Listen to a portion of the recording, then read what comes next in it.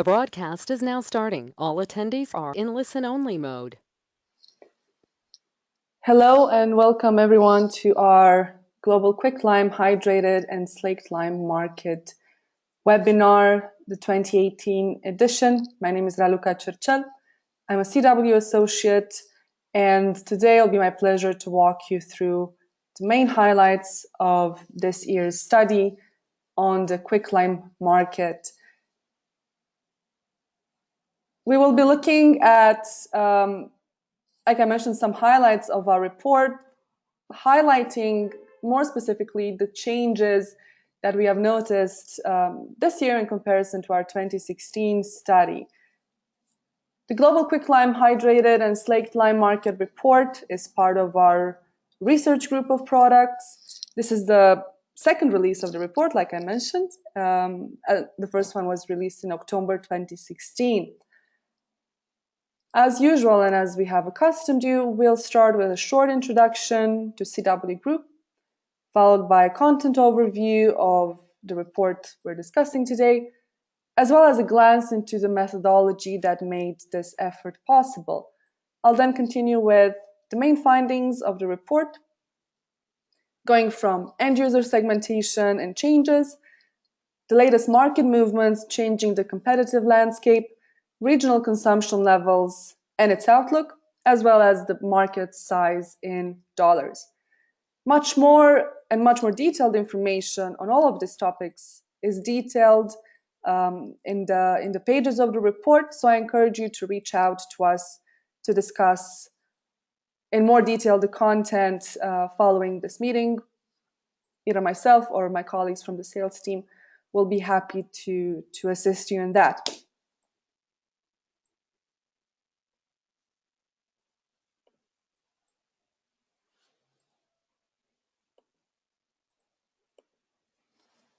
We at CW are dedicating to providing our clients to the calibrated market intelligence that they need and often actually don't know that they need. And this is information required to grow your businesses, to stay one step ahead of your competition, with this often oversight tool, we think, that is knowledge. So how do we provide this knowledge? There are different levels of detailing that we put on the table. And if we look at the spectrum from, let's say, top to bottom, through our advisory branch, which sits at the top, we max out in terms of bespokeness and in terms of customization. We, under this framework, help our clients solve problems, be them through M&A advisory, due diligence projects, internal analysis for legal purposes, or strategy formulation. We work with companies around the world, and not limited to cement ones, but expanding to steel, building materials, chemicals, dry bulk cargo and port infrastructure, power and solid fuels, as well as with investment and equity banks, international funding institutions, and governmental offices. Last year alone, our projects took us to the Middle East, South America, Asia, and Europe. So our breadth of clients is really one that overarches into multiple dimensions and axes. Now, if we move on to a research bubble here, and we move, let's say, one step down the spectrum, our goal here is to create market intelligence tools that are usable by a larger and wider range of clients, and of course that are able to be syndicated to more than one client. We'll be looking into the following pages at a report that's part of our research branch. Now, we apply an incredibly rigorous analysis to the work done in this field, and through the years, our research has come to be more and more reliant on primary research, as our global networks of contacts and friends in all of these industries have been expanding. We've been quite lucky in that sense, and we were able to add this one extra and valuable layer of confidence to our findings by checking our assumptions with market participants straight on. And the last one, our media branch, perhaps the most accessible to the largest range of customers through our subscriber-based news platforms covering cement, building materials, petcoke, coal, as well as paper and pulp and bulk shipping, and also through our cement dedicated print and online publications, Semweek and India Cement and Building Materials. Now, the beauty of these platforms and what we think sets them apart from other such platforms that exist in the World Wide Web is the fact that our team of analysts, myself included, are quite involved in the editorial part of deciding what is newsworthy. Given that we're constantly in touch with the market through the nature of the research work that we do, we have quite a good grip on what is news and what is not, while at the same time making sure we cater for the needs of both investment bankers and a cement plant operator in Botswana. That being said, and to move on to an overview of today's topic. Now, the report I'm speaking about today is quite a comprehensive one, and it expands over several business and market related topics specific to the lime business, but also to operational and technical ones. We're looking at all the geographies with a specific market focus on the following national markets: Australia, China, India, Germany, Brazil, Italy, Russia, Japan, South Africa, South Korea, Turkey, UAE, Ukraine, and the US. Now, what we have done both now with the release of the report in 2018, which we have just released last week, and also in 2016 and 2017, is that we customized the country profile selection according to the client's needs. Now, the way in which we profile these markets is quite detailed, and in the end, they take the shape of a sort of small country report. To give you just an overview of what these profiles contain, we cover macroeconomic indicators, overview of the main lime drivers from a historical perspective. We have some sort of mini profiles of the main companies operating in the market. We look at historical and future lime consumption by type of lime, so quicklime, hydrated, and slaked. We look at the supply-demand balance in the country and at the main import and export partners. We look at historical pricing and market size in dollars. We also look, and very importantly, at the end-user segmentation by lime consumption, both historical and future. And to end, we look at the future market size in dollars, and we formulate this part under three assumptions or three scenarios, an optimistic, base, and conservative one. Now, as you'll see in the following pages, our methodology is very much a bottom-up one. We start with end-user segments, and then we move to the end findings of the report. Now, we built now on the model that we had created in 2016, but of course we enhanced it and reviewed it to be more accurate. We expanded, most importantly, our primary research contact list to get an extra layer of confidence in our findings. Very important to mention that I would say more than half of the research done for this project is based on primary research. It's not a very, let's say, easy market to track from a secondary position only. So we definitely rely on our friends in the lime market to understand national market specifics better.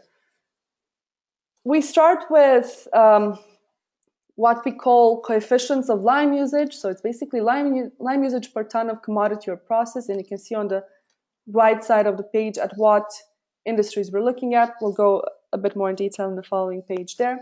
Now, these are not static coefficients, and we have noticed them, first of all, moving through geographies, and secondly, moving through time, mostly in the sense of declining. So the trend is to use less lime per ton of commodity, especially for very lime-intensive processes such as steel production. Of course, we then looked at the end user segments and at their historical production figures. Now, I'm saying production, but they can mean some other things as well, and I'll explain in a bit. From there, we derived historical lime consumption by segment, again, looking at the elasticity of the coefficients. We moved to forecast the end user segments and their production outlook, which then informed us on the lime consumption outlook by end user. Now, very importantly, and this is where our primary research was very helpful, was to understand pricing and the shares of types of limes in the different markets where we looked at. Combining all of this together, we were then able to understand both at the global and regional and country level market size of the lime industry in dollars and in tonnage. Now, as I said, here you can see in more detail how lime, be it hydrated or quicklime, is used. Most of you probably know lime is quite a universal material with a very wide range of applications. So much so that lime-intensive industries such steel, alumina, metallurgy, paper and pulp, and sometimes even the sugar refining industry have their own captive lime production. What we have noticed during our research this year, and this compares to 2016, is that there is a tendency, compared to 2016, to have less captive capacity and rely more on the lime output of free market manufacturers, as we call them. This is the trend that we believe will continue in the coming years, but not as much as to make captive production obsolete, far from it.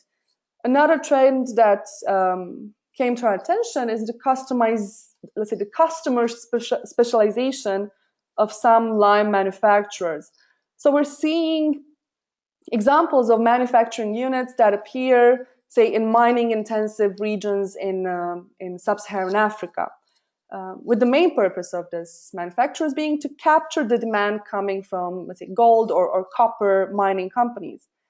This trend, of course, is double-edged. On the one hand, it offers the immediate benefit of a large client able to absorb their production, but has the long-term drawbacks of relying on one single customer. And specifically when thinking about the mining industry, an industry that's dependent on commodity prices, which are often fluctuating, this doesn't seem as a very good or solid long-term strategy. And with that, we move to our end user segmentation discussion. Now, if we look a bit at the end user segments themselves and try to gauge how their growth will look like in the next 5 years, we're definitely seeing quite a different picture than we did 2 years ago. So here what we're looking at is at specific production levels of steel, sugarcane, paper and pulp, and so on and so forth. We're looking at kilometers of roads built, at building materials usage, hectares planted, fossil fuel generated gigawatts, and of course at other segments such as water treatment, glass productions, and so on. For the first time, and this is a great difference compared to 2016, we expect China to play a more minor role in terms of growth, with steel, aluminum, civil construction, and FGD segments falling in the gray zone, and therefore having a negative volumetric impact on lime consumption, both in China and globally. Bright spots, however, are Asia ex-China, Africa and the Middle East, where industrial development continues to ride a growth wave. Stable, but definitely encouraging growth observable in Europe and the Americas. And now if we move to this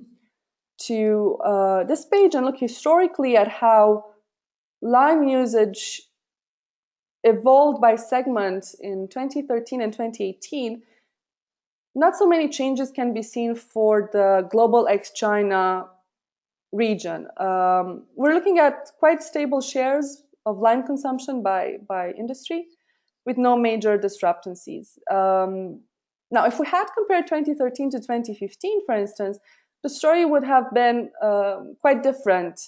And you can see this in the report. In 2015, steel and aluminum production was slumping. But this is a situation which was actually successfully overcome by 2018. We are seeing a change, though, in FGD applications. In the developed world, already most markets have FGD systems installed and continue to use lime at stable volumes, and are not so much looking at new fossil capacity, with the exception of markets such as Japan and South Korea. Hence, lime applications in FGD are shrinking in the developed world and have an impact at the global ex-China level. Now, the story in China, if you look at the bottom of the page, is a bit different comparing the 2 years. As I mentioned,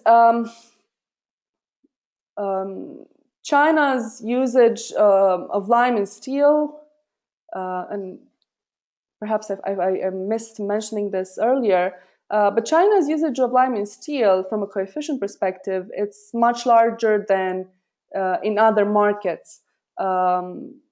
Basically, more lime per ton of steel is used than in most countries of the world. Now, we, along the years, have seen that coefficient change and shrink. Definitely not as much as to match other regional or even developed countries' coefficient, but definitely shrinking. Now, both because China is making efforts to align to more developed counterparts and trying to shrink the amount of lime used per steel, and also because it has produced less steel in 2018 than in 2013, the share of lime usage in steel is declining, as you can see when looking at the two pie charts for 2013 and 2018. Now, to move to the market size forecast, I think that before looking at the numbers themselves, it's important to do a quick run through the main market events since our last update. There has been a fair amount of M&A activity and intentions of new capacity all over the world. But here on this page, you can see only the most important ones. Definitely in the report, you'll find much more than this. So to do a very quick run through, we're looking at the US with Mississippi Lime extending their reach and their capacity. Then a big move on the market happened in August 2017 when the Irish-based building materials company CRH acquired Fels. The acquisition included 9 production plants in Germany, 1 in Czech Republic, and 1 in Russia, along with a 1 billion ton of limestone reserves. Moving on, Votorantim announced that it would spend around $50 million to build new plants to produce agricultural lime in addition to cement, and these plants will be, these lime units will be set up at cement plants. Staying also in South America, Cementos Argos, the Colombian cement producer, has formed a joint venture with the Mexican Calidra and opened a lime plant in Colombia with a capacity of 90,000 tons per year. Moving on, the up-and-coming Asian lime supplier Kememan is making the first steps to being listed on the stock exchange of Thailand. The company also plans to grow its current annual capacity to 0.9 million tons by adding 0.1 more million tons at one of its first lime operations in Thailand. And they hope that this addition will make them one of the world's top 10 producers of lime. That being said, and to look at the hard numbers, now China's slowdown in demand, we think will already have an impact on the global lime demand by 2018, when, according to our estimations, demand will increase to 392 million tons will decrease. I'm sorry, or decrease by 0.5% year on year compared to 2017. Now, on a CAGR basis, compared to 2013, the decline is of a minimal 0.1%. In per capita terms, global per lime consumption is estimated now for 2018 at 60 kilos per capita, and that's 1.6% less year on year. On a CAGR basis, however, global per capita lime consumption fell by around 1.3% in the same period. Now, China maintains its position as the country with the largest per capita lime consumption. It's at around 152 kilos per person, followed by, at a long distance, by the aggregated European market, whose per capita is around 58 kilos per person. At the Americas, we're looking at 48 kilos in 2018, Middle East with 37, and Asia ex China with 23. Now, looking at Africa, one of the smallest ones in terms of per capita consumption, we're looking at a per capita of a bit below 10 kilos per person. Now, by 2023, we believe that total lime production will reach around 382 million tons. That's a decline of 0.5% CAGR, and it's with 0.4% points slower than in the 2013-2018 period. Interesting to see is that on a CAGR basis, China's growth in the coming years will be negative, will be at -3%, and that's with 2.5% slower than in the 2013-2018 period. What does that mean in dollar terms? It does not affect the market in dollar terms, and I'll explain why. The story in terms of dollars is quite positive, and it's driven by what we think will be a growth in pricing. Why do we believe in a growth in pricing? One, more lime users are starting to rely on free market companies rather than their own captive production, and that will definitely lead to a growth in operational costs. And secondly, users are definitely looking for higher quality lime that will help them use less lime. And that will help them have fewer headaches in terms of inventory and transportation. That being said, I'd like to wrap up with what I think are the most important takeaways for today's webinar. Again, I'd be happy to have a conversation on email or by phone, however you prefer. If you require more information about our report, or if you have questions or suggestions on our findings. Here you can see my contact details as well as our sales contact details. Thank you and have a wonderful day.